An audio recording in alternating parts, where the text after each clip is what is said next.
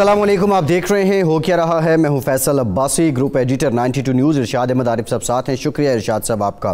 पाकिस्तान समेत दुनिया भर में मुसलमान 12 रबीउल अव्वल को मजहबी अक़ीदत और एहतराम के साथ मना रहे हैं। नबी अकरम सल्लल्लाहु अलैहि वसल्लम का उसवा हसना, उनकी ज़िंदगी और उनकी सीरत पर कॉन्फ्रेंसेस का इनेकाद किया जा रहा है। इसके साथ साथ जो पाकिस्तान का एक मखसूस अंदाज़ है, वो अपनी वालिहाना अक़ीदत और इश्क़ का इज़हार करते हैं, और उसी रिवायती जोश व जज्बा भी आज हमें देखने को मिला है। और पाकिस्तान के अवाम जो हैं यकीनी तौर पर इज़हार कर रहे हैं, और इज़हार जो है वो नबी अकरम सल्लल्लाहु अलैहि वसल्लम के साथ अक़ीदत का बनता भी है। इसी सिलसिले में ईवान सदर में सीरत कॉन्फ्रेंस हुई। रहमतुल लिल आलमीन सल्लल्लाहु अलैहि वसल्लम कॉन्फ्रेंस से सदर पाकिस्तान भी मुखातिब हुए। वज़ीर-ए-आज़म पाकिस्तान इमरान ख़ान ने भी इस तकरीब से ख़िताब किया। इस मौके पे इमरान ख़ान का कहना था कि रियासत मदीना में मेरिट की बालादस्ती थी और काबिलियत पर लोग आला ओहदों पर फाइज़ हुए। रियासत मदीना के कुछ उसूलों की भी उन्होंने बात की। आज के प्रोग्राम में ज़िक्र करेंगे रियासत मदीना के बुनियादी उसूल क्या थे, पाकिस्तानियों के हालात क्या हैं, और मौजूदा जो हुकूमत है उसका तर्ज़ अमल क्या है। इसके साथ साथ PDM महंगाई को लेकर निकल रही है। कल से जो है मौलाना फजल रहमान पहले ऐलान कर चुके थे एहतजाजी मुजाहरे होंगे। नून लीग ने भी 20 अक्टूबर से अपने शेड्यूल का ऐलान कर दिया है, और कल जाम कमाल साहब के ख़िलाफ़ बलोचिस्तान असम्बली में तहरीक अदम एतमाद भी लाई जा रही है। जाम कमाल अपना मनसब बचा पाएंगे या नहीं, प्रोग्राम में इस पर डिटेल बात करेंगे।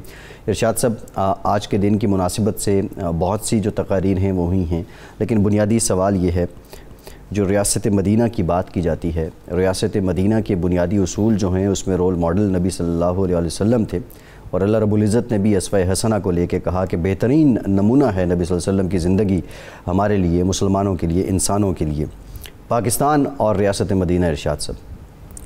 अल्लाहुम्मा सल्ली अला सय्यिदिना हबीबिना मौलाना मुहम्मदिन व अला आलि सय्यिदिना हबीबिना मौलाना मुहम्मदिन व बारिक वसल्लम। वो दानाए सुबुल ख़त्मुर रसूल मौलाए कुल जिसने गुबारे राह को बख्शा फ़रोग़े वादी सीना। निगाह इश्क़ व मस्ती में वही अव्वल वही आखिर, वही कुरान वही फ़ुरक़ान वही यासीन वही ताहा। रसूलुल्लाह सल्लल्लाहु अलैहि वसल्लम कायनात में वाहिद शख्सियत हैं, अल्लाह के हबीब सल्लल्लाहु अलैहि वसल्लम, जिनका एक ज़िंदगी का एक एक लम्हा जी ऐलान नबूवत से पहले, ऐलान नबूवत के बाद रिकॉर्डेड है, और इस चीज़ को कोई गैर मुस्लिम मुअर्रिख़ भी तरदीद नहीं कर सकता, झुटला नहीं सकता। डॉक्टर हमीदुल्लाह ख़ान बहुत बड़े स्कॉलर, मुसलमान स्कॉलर, ज़िंदगी भर पेरिस में रहे, बहुत ज़्यादा तसानीफ़ हैं।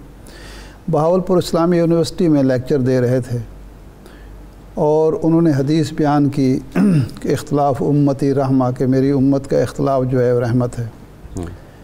एक तालिब इल्म खड़े हुए, उन्होंने कहा कि डॉक्टर साहब आपने फरमाया इख्तिलाफ उम्मती रहमा, तो ये जो फ़िरका बंदी है और किस बात पे है कि नमाज हाथ बांध कर पढ़नी चाहिए, हाथ छोड़ कर पढ़नी चाहिए, रफ़ा यदैन करना चाहिए, रफ़ा यदैन नहीं करना चाहिए, आमिन बिल जहर कहना चाहिए, आमिन बिल जहर नहीं कहना चाहिए, इसने तो उम्मत को तकसीम कर दिया। आप कह रहे हैं कि इख्तिलाफ उम्मती रहमा, ये किस तरह हो सकता है? तो उन्होंने बड़ी खूबसूरत बात कही। उन्होंने कहा कि अल्लाह तबारक व तआला ने अपने हबीब सल्लल्लाहु अलैहि वसल्लम पर एक ख़ास करम ये किया है कि हजूर के हर अमल को ता क़यामत ज़िंदा रखा है। अगर आपने नमाज हाथ छोड़कर पढ़ी है तो वो अमल भी कहीं ना कहीं अमल हो रहा है, रिकॉर्डेड भी है और हो रहा है, और हाथ बांध कर वो भी रिकॉर्ड है, छोड़कर भी रिकॉर्ड है, आमिल बिल जहर भी रिकॉर्ड है और उस पर अमल हो रहा है, आमिन बिल खफा जो है वो भी रिकॉर्डेड है और उस पर अमल हो रहा है। इसी तरह हुज़ूर अलैहिस्सलातु वस्सलाम को जब हम रोल मॉडल कहते हैं, और अल्लाह का हुक्म है कि आपके लिए उसवा हसना है तमाम कायनात के लिए, सिर्फ मुसलमानों के लिए नहीं, तो वो ये है कि हुज़ूर का हर अमल हमारे सामने मौजूद है। अब हमारा ये फ़र्ज़ बनता है कि उस पर जब अमल करेंगे तो अपनी दुनिया भी संवारेंगे, अपनी आखिरत भी संवारेंगे।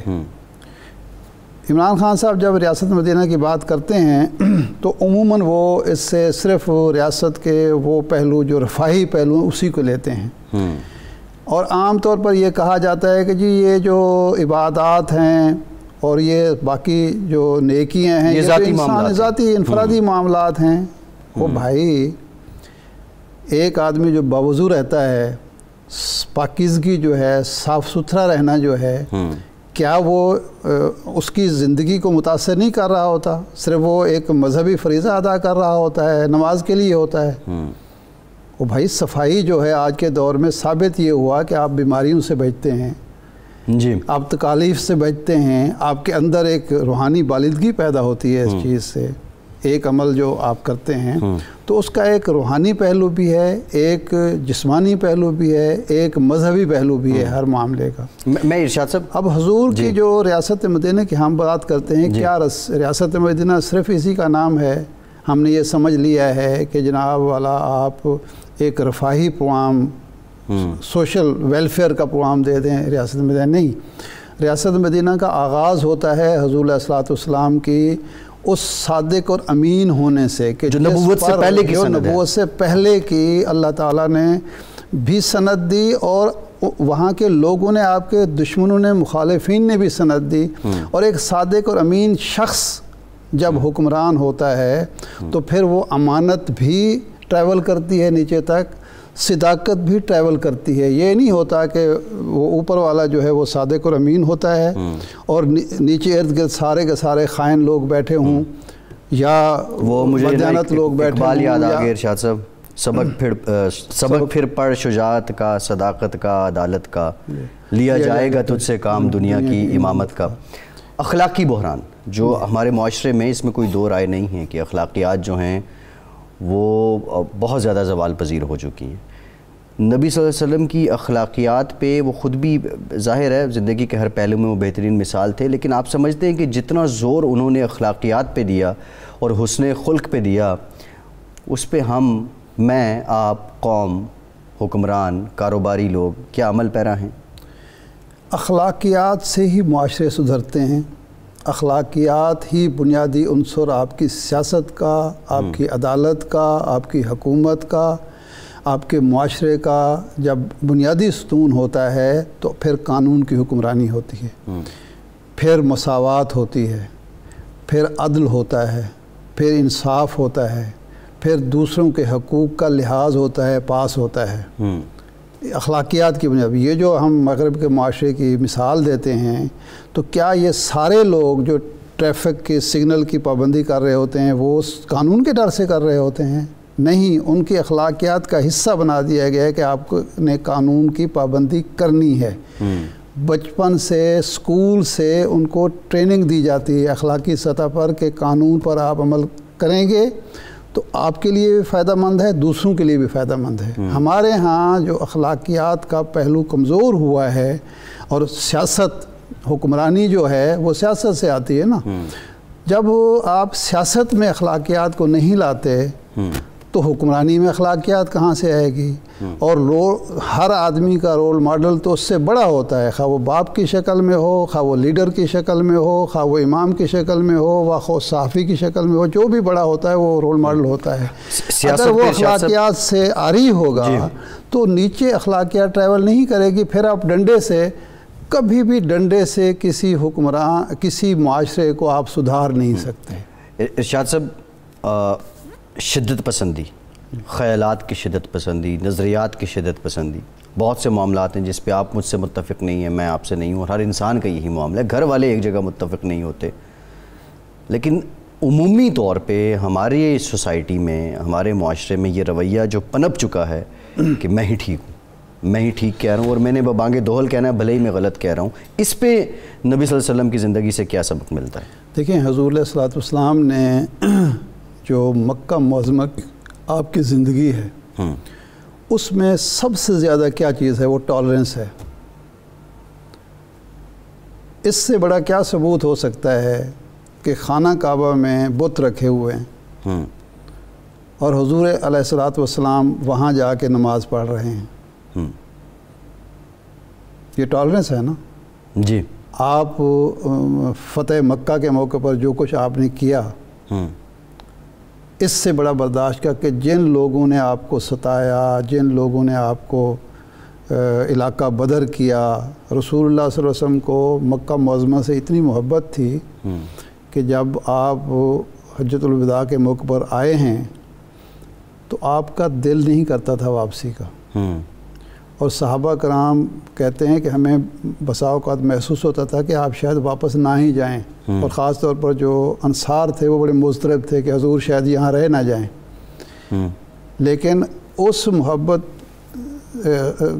والے شہر کو آپ نے چھوڑ دیا، آپ چلے گئے، ہجرت کر کے چلے گئے۔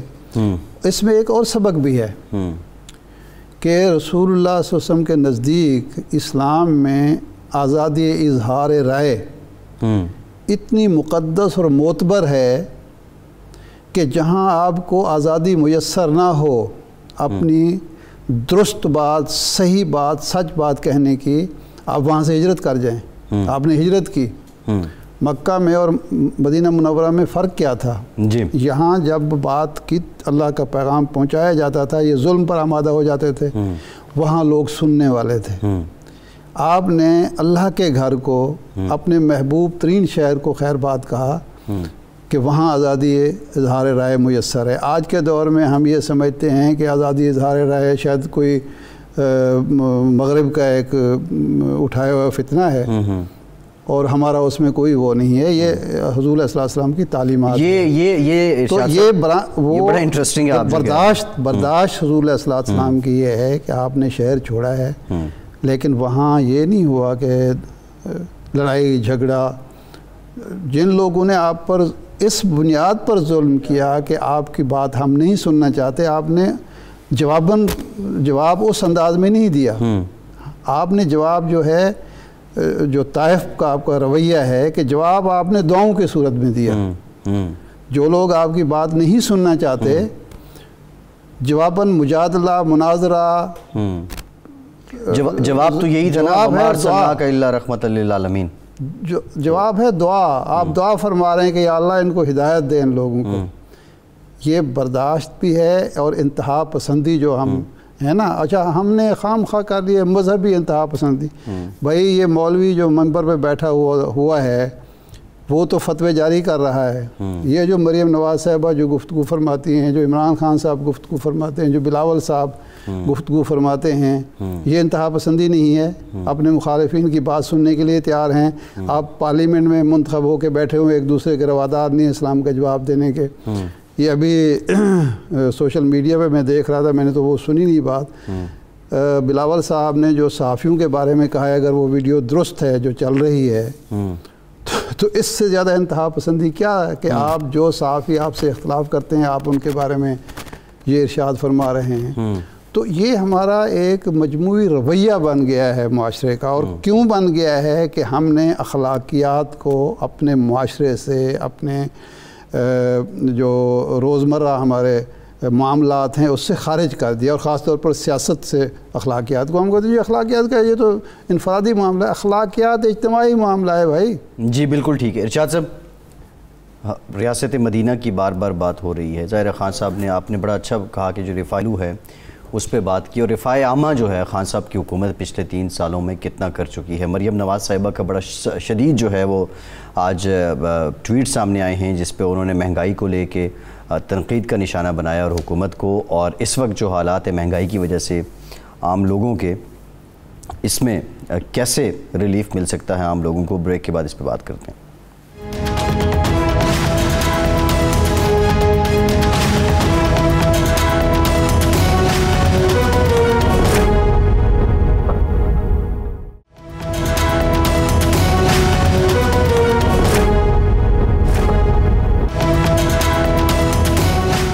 بریک کے بعد ایک بار پھر سے آپ کا خیر مقدم کرتے ہیں۔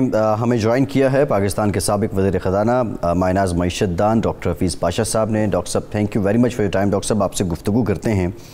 ارشاد صاحب، جو امریکہ سے خبریں آ رہی ہیں، حکومت تو تردید کر رہی ہے کہ ابھی تک IMF کے ساتھ بات چیت چل رہی ہے، کچھ جو میڈیا رپورٹس ہیں وہ کہہ رہی ہیں مذاکرات ناکام ہو چکے ہیں، لیکن سمجھ یہ نہیں آ رہی IMF قرض نہیں دے گا تو جو پہلے سے ہم پہ بوجھ ہے وہ کیسے کم ہوگا، اور اگر وہ قرض دے گا تو پھر وہ سبسڈی کی شرط لگا دے گا کہ نہیں دینی.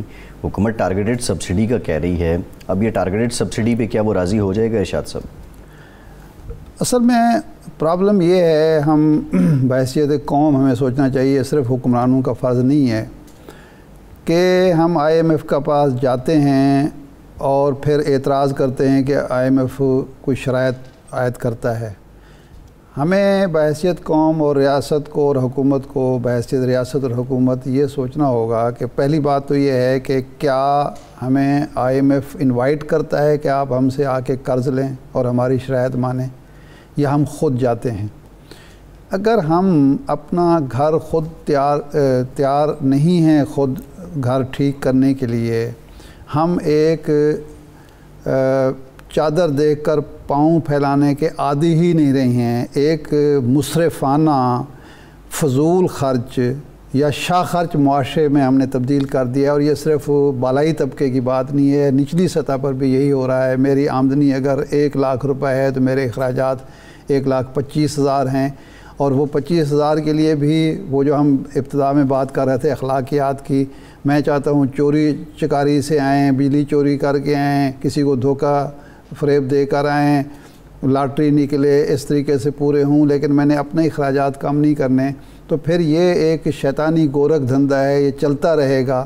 اور جو بھی ہم سکیمیں لائیں گے، دیکھیں یہ سکیمیں اس وقت مناسب اور موزوں ہوتی ہیں جب ایک غیر معمولی صورتحال اچانک پیدا ہو جائے اور اس کے نتیجے میں آپ کو سبسڈی دینی پڑیں، آپ کو مدد کرنی پڑے. لیکن آپ نے مسلسل ایک جو ہے عادت ہی قوم کی بگاڑ دی ہے. میں تو کہوں گا یہ بات بری لگے گی ہمارے ناظرین کو، بہت سارے ناظرین کو، کہ عادت بگاڑ دی ہے جی آپ قرضہ لائیں، کہیں سے کشکول اٹھا کے جائیں، خیرات مانگ کے لائیں. ہمارے اخراجات تو حکومت نے پورے کرنے ہیں اور سوسائٹی نے پورے کرنے ہیں، ہم نے روزگار کے مواقع. اب یہ کہا جاتا ہے کہ روزگار کے مواقع نہیں ہیں. آپ مارکیٹ میں نکل جائیں، آپ کو اچھا ڈرائیور چاہیے، ڈرائیور 10 ملیں گے، اچھا ڈرائیور 1 بھی نہیں ملے گا. آپ کو کوک چاہیے، اچھا آپ کو کوک 10 مل جائیں گے، اچھا کوک 1 بھی نہیں ملے گا. آپ کو دفاتر میں ہمارا سب کا تجربہ ہے کہ دفاتر میں جو صورتحال ہوتی ہے، تو یہ ایک معاشرے کو عجیب و غریب ہم نے ایک لت لگا دی ہے کہ جی پھر ہم رونا بھی ساتھ ہی ساتھ روتے جائیں گے. یعنی میری بجلی، میرے گھر کا ایک بلب اور ایک پنکھا تو میری ضرورت ہو سکتا ہے، لیکن اگر میں افورڈ نہیں کرتا اور میں AC بھی لگانا چاہتا ہوں اور اس کے بعد پھر میں رونا بھی ساتھ روتا ہوں، تو یہ مجھے بھی سوچنا چاہیے. بالکل ٹھیک ہے. لیکن اس میں حکومت کہاں تک ذمہ دار ہے، ریاست کہاں تک ذمہ دار ہے، یہ ماہرین معاشیات بتا سکتے ہیں. ہم ڈاکٹر صاحب سے پوچھیں گے کہ یہ IMF ایک طرف تو ہم ان کی شرائط پر پورے نہیں اتر رہے، پھر ہم یہ ایک سبسڈی ٹارگیٹڈ دینا چاہتے ہیں، تو یہ کام کیسے چلے گا ڈاکٹر صاحب؟ بسم اللہ الرحمن الرحیم. سب سے پہلے تو آپ نے ایک بڑی اہم بات کی ہے، اس کے بارے میں یہ کہنا چاہتا ہوں کہ پاکستان ایک لحاظ سے ذرا مختلف ملک ہے کہ ہمارے یہاں جو سیونگز ریٹ جسے کہتے ہیں کہ ہم جتنا پیسہ اپنے آمدنی سے بچاتے ہیں سالانہ، وہ صرف 12 سے 15% ہے پاکستان پورا. جی. اب آپ یہ سوچئے کہ دوسرے ممالک جو ہیں، جو ہم جیسے غریبی ہیں، کچھ بہتر ہوں گے. ہندوستان میں تقریباً 25 سے 30% سیونگ ریٹ، جی. اور بنگلہ دیش میں بھی تقریباً 25 سے 30%. دیکھیے اس کے نتیجے میں یہ ہوتا ہے کہ جس طرح آپ کہہ رہے تھے کہ اگر آپ کی سیونگ ریٹ کم ہوگی تو آپ کو باہر سے چیزیں منگوانے کی ضرورت پڑتی ہے تاکہ اپنے ضروریات پورے ہوں، اور اس کے نتیجے میں آپ انویسٹمنٹ جو آپ کا ہوتا ہے وہ کم ہوتا ہے، اور کم ہونے کی وجہ سے آپ کا شرح نمو بھی کم رہتا ہے. تو یہ مسئلہ جو ہے پاکستان کے ساتھ بہت عرصے سے رہا ہے. ہم نے کبھی اپنی سیونگ ریٹ کو 20-25% پہ لے جانے میں کامیاب نہیں ہوئے ان پیریڈز میں بھی، دوران میں جبکہ ہائی گروتھ ریٹ رہی ہے. تو یہ ایک طرح سے آپ نے ٹھیک کہا کہ ہمارے لوگ جو ہیں وہ ضرورت سے زیادہ خرچہ کرنا پسند کرتے ہیں. اب سوال یہ پیدا ہوتا کہ ان حالات میں ہمیں کیا کرنا چاہیے؟ دیکھیے، میری گزارش یہ ہے کہ یہ ایک غیر معمولی حالات ہیں۔ کووڈ کا اثر، اگرچہ کووڈ کم ہوا ہے مگر کووڈ کے اثرات ابھی تک بہت موجود ہیں۔ جب کووڈ پیک پہ تھا اس کے بعد میں تقریباً ہمارا اندازہ یہ ہے کہ 2 کروڑ لوگ غربت کے لکیر کے نیچے بیچارے چلے گئے، اور دوسری طرف 50 لاکھ سے زیادہ لوگ بے روزگار ہو گئے۔ پچھلے سال کچھ ریکوری ہوئی ہے مگر اتنی نہیں، چونکہ ہمارا لیبر فورس ہر سال 20 لاکھ سے بڑھتا ہے اور اس کو ہم پرووائڈ کرنے کے لیے ہمارا شرح نمو 6% تک ہونا ہے، جو کہ نہیں تھا، پچھلے سال تقریباً 4% رہا۔ تو اس وقت حالات ہمارے عوام کے، ہمارے لوگوں کے خراب ہیں، اور یہ ایسا وقت ہوتا ہے کہ جب آپ ملک کی طور پر ریلیف دینا مناسب ہے۔ پچھلے سال ہماری حکومت نے بہت اچھا کام کیا، لیکن پاشا صاحب آئی ایم ایف تو اس پہ مزید ہے کہ سبسیڈائز نہ کریں، اب اس کا حل کیا ہے؟ دیکھیے، آئی ایم ایف کچھ اور بات کہہ رہا ہے۔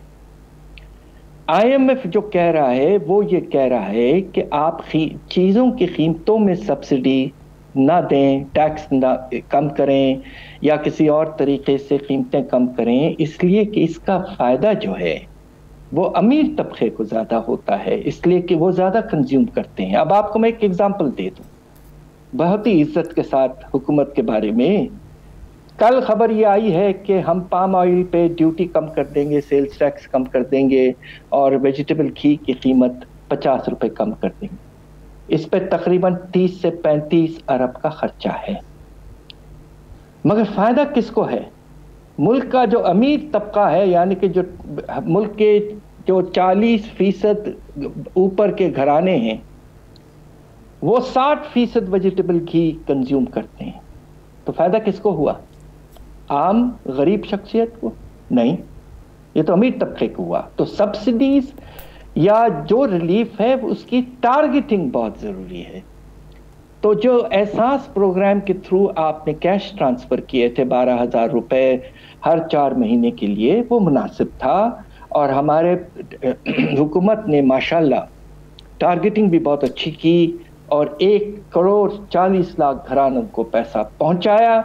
ابھی بھی میں سمجھتا ہوں کہ اس کی ضرورت ہے، اور کیش ٹرانسفر پہنچائیں، سبسڈیز دیں گے تو امیر لوگوں کو زیادہ فائدہ ہونے کا خطرہ ہے۔ ڈاکٹر صاحب، یہ سبسڈی ہم ٹارگیٹڈ دے دیں، لیکن بجلی کے جو بل نرخ ہم ہر ہفتے بعد اب بڑھنا شروع ہو گئے ہیں۔ مہینے پہلے ہوتا تھا 3 مہینے 6 مہینے کے بعد، اب ہر ہفتے 15 بعد خبر آتی ہے۔ کل پرسوں 1 روپیہ 90 پیسے بڑھایا گیا، اب اگلے ہفتے یا اگلے مہینے پھر 2 روپے بڑھنے والے ہیں۔ یہ پٹرول کا خیر عالمی ایک فینامنا ہے، بڑھ رہا ہے، ڈالر گر رہا ہے جس طریقے سے، تو اس سبسڈی کا کوئی فائدہ پھر ہوگا عام آدمی کو؟ دیکھیے، کچھ فرق تو پڑ سکتا ہے، یقیناً اس سے زیادہ ضرورت ہوگی۔ جو قیمتوں میں اضافہ ہوا ہے، ایک گھرانے جس میں آمدنی 20,000 روپے ہے، وہ سالانہ ان کے خرچوں میں تقریباً 80 سے 90,000 روپے کا اضافہ ہوا ہے۔ بہت بڑا اضافہ ہوا ہے پچھلے 3 سالوں میں افراط زر کی وجہ سے، کھانے پینے کی چیزوں میں خاص طور پہ۔ تو آپ ٹھیک کہہ رہے ہیں، مگر یہ کہ ہمیں کچھ تو کرنا ہے، اور دوسری طرف یہ ایک مناسب ڈیسیشن جو ہماری حکومت نے لیا ہے کہ جو 200 کلو واٹ آور سے زیادہ کنزیوم نہیں کرتے ہیں ان پر قیمتوں میں اضافہ میں سمجھتا ہوں کہ نہیں ہوگا، اور وہ بہت مناسب پالیسی ہے۔ ڈاکٹر صاحب، یہ جو ہماری اپنی لوکل پیداوار ہے، اجناس ہیں مختلف، ان کی قیمتیں جو بڑھ رہی ہیں، اور پھر کوئی میکنزم نہیں ہے کہ ایک جگہ پہ وہ ایک چیز 10 روپے مل رہی ہے، دوسری جگہ 15 مل رہی ہے، 12 پہ مل رہی ہے، یہ مارکیٹ فورسز کا ایک دباؤ ہے یا ہماری انتظامی نااہلی ہے جس کی وجہ سے کوئی میکنزم کام ہی نہیں کر رہا؟ آپ اجازت دیں تو میں یہ کہنا چاہتا ہوں کہ جس طرح ہمارے پرائم منسٹر صاحب ذکر کرتے ہیں مافیاز کا، ہوا یہ ہے کہ بہت اہم مارکیٹوں میں چینی ہے، आटा है, मुख्तलिफ ऐसे आइटम्स हैं, उसमें बड़े बड़े ट्रेडर्स छा गए हैं, होलसेलर्स वगैरह, और प्राइस को आर्टिफिशियली कंट्रोल करते हैं। अब आपको हैरत होगी, ये देखिए इस वक्त पाकिस्तान में जो हाल है कि जो कंज्यूमर प्राइस इंडेक्स यानी कि जो रिटेल प्राइसेस हैं जो कंज्यूमर पे करता है उसमें 9% इजाफा है, होलसेल प्राइस इंडेक्स में तकरीबन 20% इजाफा है। तो मार्जिन जो है वो ज्यादा वो ले जा रहे हैं जो बड़े बड़े लोग, फैक्ट्री वाले, होलसेलर वगैरह, वो छा गए हैं। हमें बहुत ही strong monopoly, anti monopoly regulations लाने की ज़रूरत है, और मुझे अफसोस से कहना पड़ता है कि हुकूमत ने इसमें कामयाबी नहीं दिखाई। तो इसकी आप क्या वजह समझते हैं? हुकूमत की कमज़ोरी है या हुकूमत के अंदर माफियाज पेनिट्रेट कर चुके हैं, वो कुछ काम करने नहीं देते? खान साहब दावा तो ये करके आए थे कि हम माफियाज का जोर तोड़ेंगे, लेकिन वो तो मौजूद है उसी तरह। जी, मुझे अफसोस से कहना पड़ता है, जिस तरह आपने कहा है कि ये जो माफिया क्लास है ये बहुत इन्फ्लुएंशियल लोग होते हैं, हुकूमत के बाहर भी हों, हुकूमत के अंदर भी हों, वो किसी ना किसी तरीके से डिसीशंस अपने लिए करवा लेते हैं। पाकिस्तान की बड़ी मजबूरी है, मैं आपसे क्या बताऊं, कि हमने अपने इनकम टैक्स के निज़ाम में इतने ज़्यादा मराद और छूट दिए हुए हैं अमीर तबके को।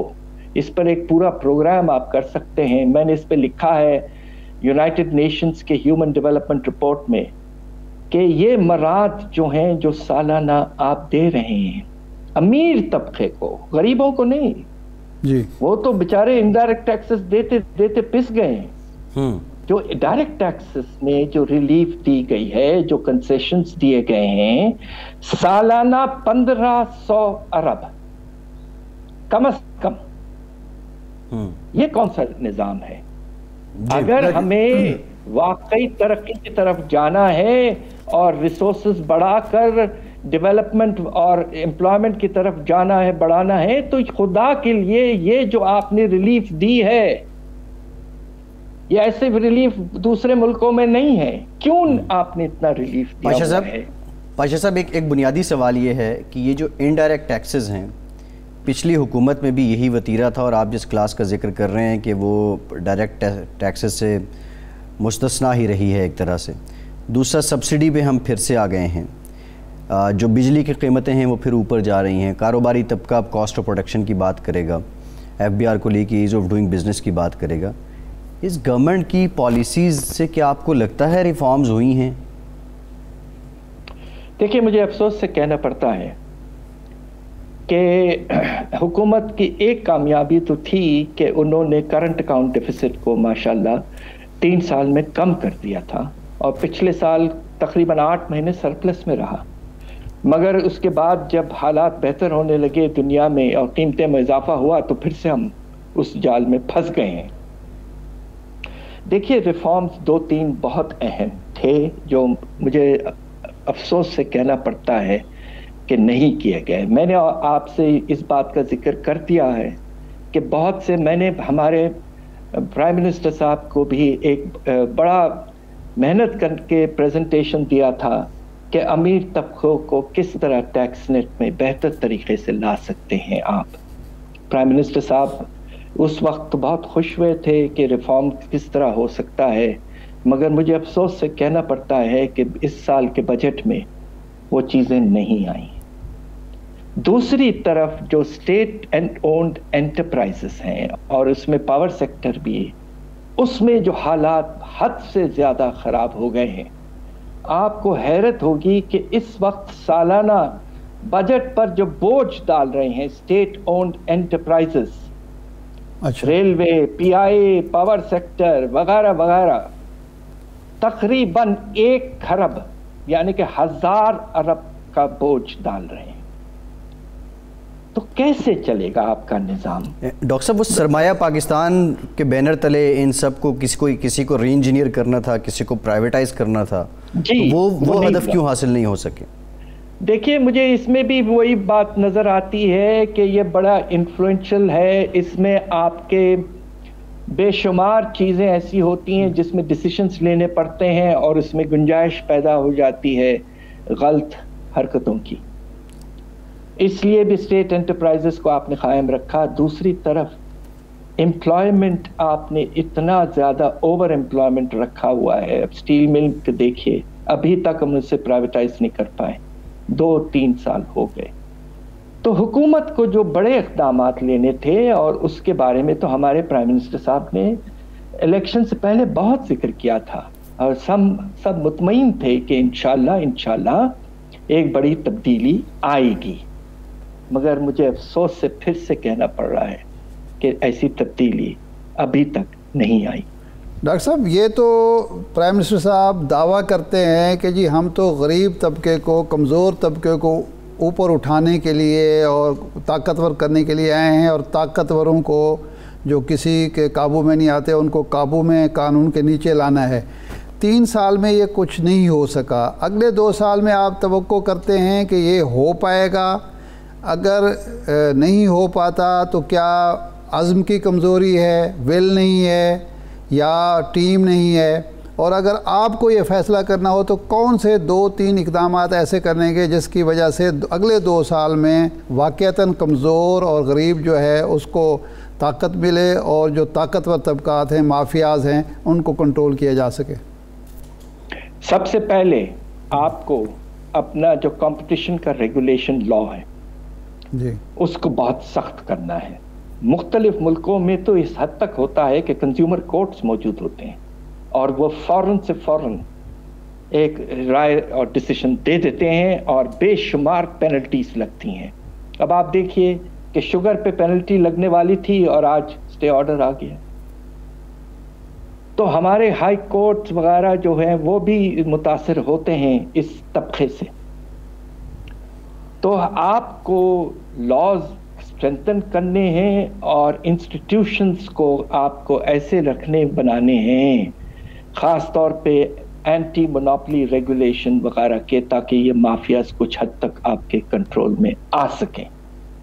دوسری طرف دیکھیے حکومت نے آتے ہی کہا تھا کہ ہم اکانومی کریں گے، مگر خرچوں میں اتنا اضافہ ہوا ہے کہ آج جب ہماری فیڈرل حکومت ٹیکس ریونیوز پروونسز کو NFC ایوارڈ کے تحت پہنچاتی ہے، اس کے بعد میں جو پیسہ بچتا ہے 2018-19 جو پہلا سال تھا اس حکومت کا، 1 پیسہ نہیں بچا کہ آپ اپنے ڈیفنس کے اخراجات کو پورا کر سکیں، سارا پیسہ سود میں چلا گیا۔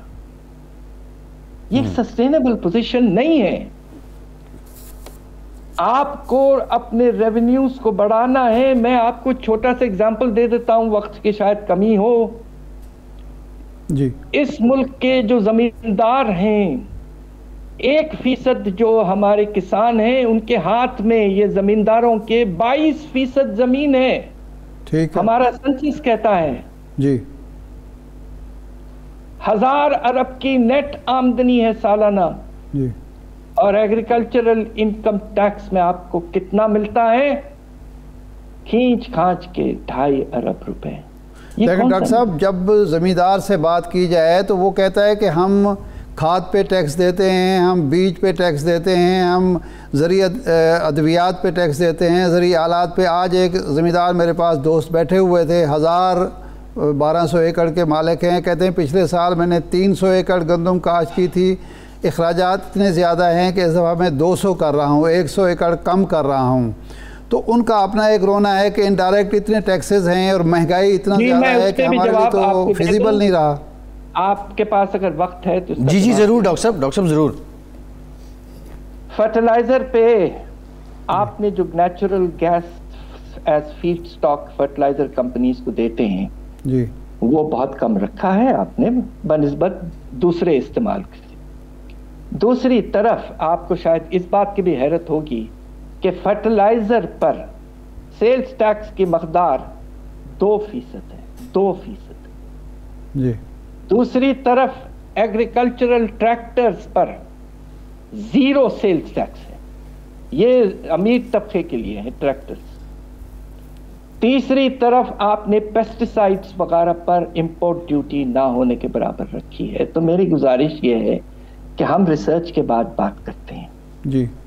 और ये रिपोर्ट हमने पब्लिश की है, ह्यूमन डेवलपमेंट रिपोर्ट 2020 की, अगर आप मुनासिब समझें तो उसमें जाकर देख लें, उसमें सारे कैलकुलेशंस मौजूद हैं। ठीक है डॉक्टर साहब, एक लास्ट क्वेश्चन आपसे। डॉक्टर साहब, अभी जो डॉलर बहुत ऊपर चला गया, रुपए की तारीखी गिरावट है, बिजली के निर्ख, गैस के निर्ख, पेट्रोलियम मसनूआत की कीमतें, ये सब आपके सामने है, सभी कुछ ऊपर गया है, रुपया नीचे आया है।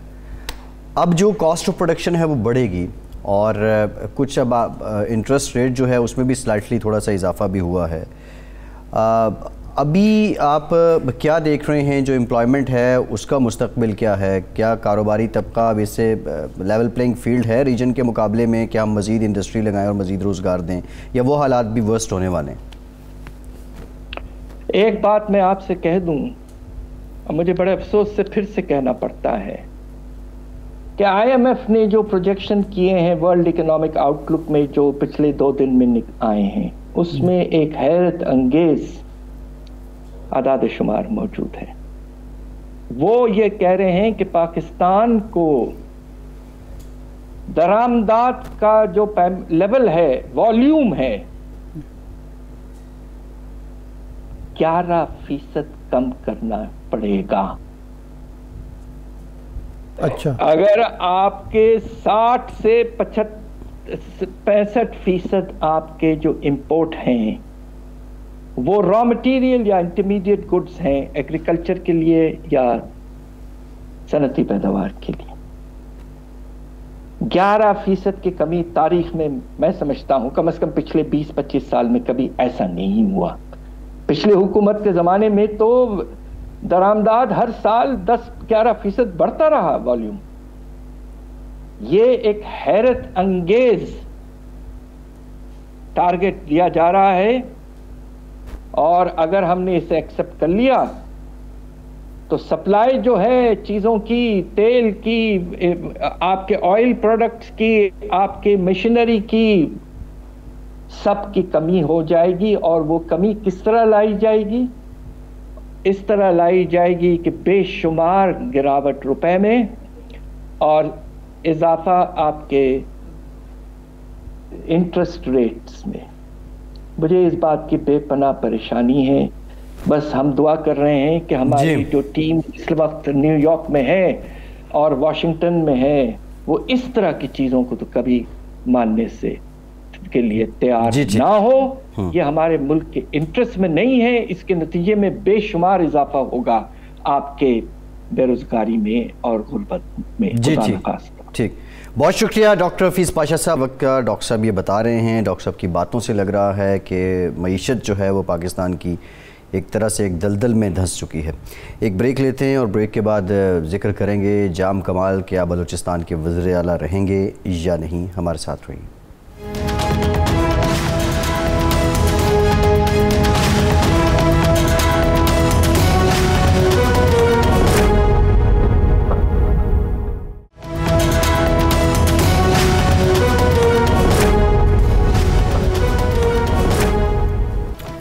ब्रेक के बाद एक बार फिर से आपको खुशामदीद कहेंगे। इरशाद साहब, जाम कमाल साहब के खिलाफ कल तहरीक अदम एतमाद पेश की जाएगी। अपोजिशन दावा कर रही है 65 मेंबरान असम्बली हैं जिनमें से 40 उनके साथ हैं। इससे पहले भी जाम साहब के कैंप में कोई इतनी अच्छी खबरें नहीं थी और टाइम खासा मिला वैसे जाम साहब को, तकरीबन 1 महीना होने को है, लेकिन अभी तक ये लोगों को रजामंद नहीं कर सके हैं। आपको क्या लग रहा है, क्या प्रेडिक्शन आपकी कि कल की तहरीक अदम एतमाद कामयाब हो जाएगी? आसार जो हैं वो यही हैं। हम पहले भी कहते रहे हैं कि जाम साहब का रहना मुश्किल है, इसलिए कि जाम साहब को बरकरार रखने के लिए जितनी कोशिशें इस्लामाबाद से हुई और कोयटा से हुई वो इसलिए नाकामी से 2-4 रहीं हमारी इत्तला के मुताबिक, कि जो कुछ जाम साहब ने करना था अपने ख़िलाफ़ जो धड़ा है उसको राज़ी करने के लिए या अपने ख़िलाफ़ तहरीक को नाकाम बनाने के लिए, वो कर नहीं पाए। अब ये जो मुखालिफिन हैं, जो इनकी अपनी पार्टी के मुखालिफिन हैं, ये ब्लैक मेलर हैं مفاد پرست ہیں، موقع پرست ہیں، جو خان صاحب جام صاحب کہتے بھی ہیں، یہ اپنی جگہ پہ ہے، لیکن کہیں نہ کہیں کچھ ایسا ہوا ہے جس کی وجہ سے وہ قائم رہے ہیں، اور جو 20-25 دن پہلے طے ہوا تھا ان کا معاہدہ کہ جی جام صاحب یہ کچھ کریں گے اور اس کے نتیجے میں یہ دھڑا پیچھے ہٹ جائے گا، میرے خیال وہ طے نہیں پایا۔ ان کا ایک جو کلیدی مطالبہ تھا وہ تو یہ تھا کہ جام صاحب ہمیں منانے آئیں گے، ہمارے گھر آئیں گے، اور میرے خیال جام صاحب اس میں جام صاحب میرے خیال ہے جام صاحب نے اندازہ کر لیا، ان کے ذہن میں یہ دو باتیں ہوں گی، ایک تو یہ ہے کہ جب یہ لوگ فیصلہ کر چکے ہیں اور میں ان کے مطالبات پورے نہیں کر سکتا، یا میری ضمیر کے خلاف ہے، یا میرے اصول کے خلاف ہے، یا میری عزت وقار کے خلاف ہے، تو پھر ان کے حال پہ چھوڑ دو۔ دوسرا ان کا شاید یہ ہوگا کہ اسلام آباد کی تو ظاہر بات ایک ہوتی ہے کہ وہاں سے بھی مجھے سپورٹ مل جائے گی، لیکن لگتا یوں ہے کہ وہاں سے بھی ان کو سپورٹ نہیں مل سکی، تو اس کی وجہ سے پھر ان کے لیے مناسب یہی تھا کہ اپنا وقار برقرار رکھیں، کہ اگر وہ چلے جائیں اور پھر بھی اگلے لوگ کوئی اور شرط رکھ دیں اور پھر نہ مانی جائے، اور یہ ہونی جو ہے انہونی نہیں ہو سکتی، ہونی ہی ہونی ہے، تو پھر بہتر ہے یہ بیٹھ جائیں۔ لیکن یہ اس سے زیادہ امپورٹنٹ بات یہ ہے کہ اگلی جو حکومت بننے جا رہی ہے یا بن سکتی ہے، وہ جام صاحب کی حکومت سے زیادہ کمزور حکومت ہوگی، جی، اس لیے کہ وہ بنے گی، اب جو یہ ارکان ہیں 40 ہیں، اگر 36 پہلے 34 کہہ رہے تھے، پھر 36 اب 40 کہہ رہے ہیں، 40 میں سے 24 ارکان غالباً یہ اپوزیشن کے ہوں گے، جی، ان کے اپنے جو ہیں وہ 16 ارکان ہیں، پہلے 14 تھے، اب 2 اور بڑھ گئے ہوں گے، ایک اسلم رئیسانی جو ہیں وہ بھی ہاں وہ بھی اسلم رئیسانی بھی اپوزیشن کے، جی ہاں اپوزیشن کے، جی جی باپ پارٹی کے یا ان کے اتحادیوں کے اپنے جو ہیں وہ تو 14 ہی بنتے ہیں نا، جی 14 یا 16، اب 16 ارکان کی حکومت بنے گی 66 کی اسمبلی میں سے، اور وہ کہا یہ جا رہا ہے کہ اپوزیشن کہتی ہے کہ ہم حکومت میں شامل نہیں ہوں گے، حکومت سازی میں آپ سے تعاون کریں گے، جی، لیکن اپوزیشن اتنی اللہ لوگ نہیں ہیں یا فی سبیل اللہ کام کرنے والے نہیں ہیں کہ وہ حکومت تو بننے دیں گے اور کوئی مطالبات نہیں کریں گے۔ جتنی بلیک میلنگ کا سامنا جام صاحب کو تھا اس سے زیادہ نئی حکومت کو اگر وہ بن جاتی ہے، جام صاحب کو بلیک میل اپنی پارٹی کے لوگ کرتے تھے، اور جو نئی حکومت بنے گی اس کو اپوزیشن بھی کریں گے، اپنے ساتھی بھی کریں گے، اور اس سے بڑی بات وہاں 4 کینڈیڈیٹ تھے وزیر اعلیٰ کے، عبدالقدوس بزنجو صاحب چونکہ 6-8 مہینے بن گئے تھے، تو وہ ظاہر بات ہے یہ ایک وزیر اعلیٰ ہاؤس ایسا ہے کہ ایک دفعہ آدمی داخل ہو جائے پھر دل سے نہیں نکلتا، وہ بھی ہیں، بھوتانی صاحب بھی ہیں، جان جمالی صاحب بھی ہیں، اب اگر ظہور بلیدی صاحب بن جاتے ہیں تو اس کے بعد ان 3 کا کیا بنے گا؟ یہ بھی ہو سکتا ہے کہ ایک حکومت یہ بن جائے پھر کوئی علم لے کے کھڑے ہو جائیں جان جمالی صاحب یا عبدالقدوس، تو ایک تماشا ہی ہے، نہیں الٹیمیٹ اس تماشے کا نقصان بلوچستان کی سیاست کو سوچنا چاہیے، توقع کرنی چاہیے کہ یہ اگر ہوتا بھی ہے، ہو جاتا ہے، تو یہ اللہ کرے بلوچستان تک رہے، یہ نہ ہو کہ ہماری غازی خان کی سرحد ملتی ہے بلوچستان سے تو یہ ادھر کا رخ نہ کر لیں۔ نہیں، یہ ہوا کے دوش پہ بلوچستان کی سیاسی لہریں بہت جلدی اسلام آباد پہنچتی ہیں۔ نہیں، اسلام آباد تو دور ہے نا، ہماری تو جو جنوبی پنجاب کی سرحد جو ملتی ہے وہ ڈیرہ غازی خان کی ملتی ہے۔ آپ کیا کہہ رہے ہیں کہ اس کے بعد بزدار صاحب جائیں گے؟ نہیں، میں بزدار صاحب کو نام، میں نے کہا کہ یہ قریب ہمسائے جو ہیں وہ تو یا سندھ والے ہیں یا پنجاب والے ہیں، اور مرکز آ گیا نا، ڈی جی خان جو ہے نا، یہ اس کے راستے پھر ادھر کا رخ نہ کریں، بس وہاں رہیں، ٹھیک ہے، اچھی بات ہے۔ پہلے تو یہ ہوتا تھا کہ وہ پھر وہاں سے وایا سیدھی اسلام آباد پہنچ جاتی تھی، آپ کہہ رہے ہیں آپ وایا ڈی جی خان، وایا لاہور، یہ نہ ہو براستہ موٹر پہ اسلام آباد پہنچیں گی، فضائی راستہ اختیار کریں، زمینی راستہ اختیار کیا تو ہمارے لیے بڑا مشکل ہے۔ یہ آپ دبل لفظوں میں خبر دے رہے ہیں، یہ بتا دیں بزدار صاحب ہیں اب ادھر ہی رہیں گے؟ بزدار صاحب یہی ہیں، بلکہ انہوں نے 12 ربیع الاول کا جو تقریب اور میں ہی منائی ہے، اسی بات وہ ہیں تو یہی، لیکن سی ایم ہاؤس میں رہیں گے؟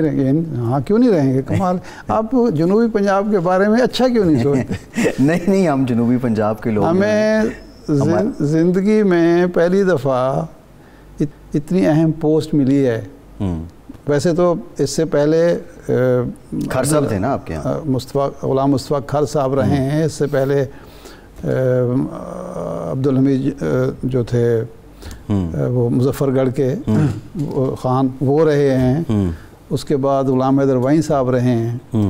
تو یہ تو بات نہیں ہے, پہلی بار تو نہیں ملی نا. یہ دیکھیں یہ جنوبی پنجاب کے جو لیکن طویل عرصے کے بعد آسائشیں پوری لیتے ہیں, ساتھ رولا بھی پورا ڈالتے ہیں, ہمیں کچھ نہیں ملا. یہ جو آپ لوگ ہیں نا سینٹر والے, یہ برداشت نہیں کرتے ہمارے غریب پسماندہ لوگوں کو. نہیں پسماندہ نہیں, آسائشیں پوری لے رہے ہوتے ہیں, بس رولا بھی ساتھ پیرالل برابر. آپ لوگوں نے شروع سے ہی اپوزیشن سٹارٹ کی ہے. اچھا ارشاد صاحب, اپوزیشن سے یاد آیا, پی ڈی ایم کل سے متحرک ہے. مریم صاحبہ نے تو بڑا شدید رد عمل دیا ہے. 20 اکتوبر سے نون لیگ نے ایک پلان علیحدہ رکھا ہوا ہے اور 19 سے پی ڈی ایم کے پلیٹ فارم سے احتجاج ہوں گے. دیکھیں, اگر تو یہ احتجاج ہے جو اسلام آباد میں پچھلے ہفتے 2 ہفتے سچویشن ہوئی اس کو مد نظر رکھ کر یہ پلان کیا گیا ہے, تو پھر تو اپوزیشن کو پچھلے سال کی 19 کی طرح بڑی مایوسی ہوگی. لیکن اگر یہ سیریس ہیں اور آپس کے اختلافات یہ ختم کر کے اور باقی اپوزیشن کو ملا کے کرتے ہیں تو پھر ظاہر بات ہے ٹف ٹائم دے پائیں گے. ارشاد صاحب, پروگرام کا وقت ختم ہو گیا. بہت آپ کا آج کے پروگرام سے اتنے ہی, اجازت دیجیے.